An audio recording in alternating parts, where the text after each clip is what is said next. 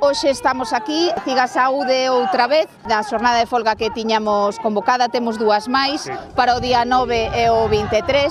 A solución ten que pasar con medidas concretas para todas as categorías da atención primaria. Abarca non só o persoal médico, inclúe o persoal de enfermería, inclúe o persoal administrativo, é dicir, os PSXs, e polo tanto nos consideramos que as melloras teñen que ser para o conxunto, porque a solución a atención primaria non está nunha única categoría. Mentras tanto, pois, seguiremos coas nosas reivindicacións e seguiremos cas movilizacións que sexan necesarias. Nos reivindicamos todas as nosas peticións para todas as categorías para mellorar de unha vez a atención primaria, pero esta Consellería non nos dá propostas concretas nin melloras que de verdad foran suficientes para poder dar por rematado o conflicto.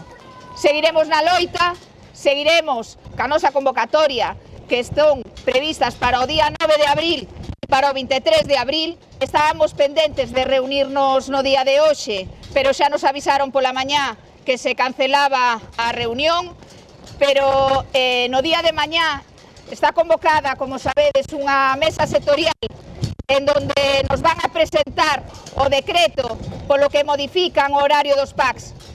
A CIGA presentoulle as alegacións solicitando a retirada de tal decreto.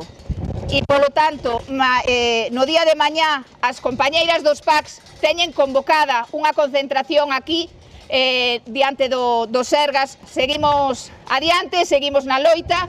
Coa CIGA na rúa, a loita continúa! Coa CIGA na rúa, a loita continúa!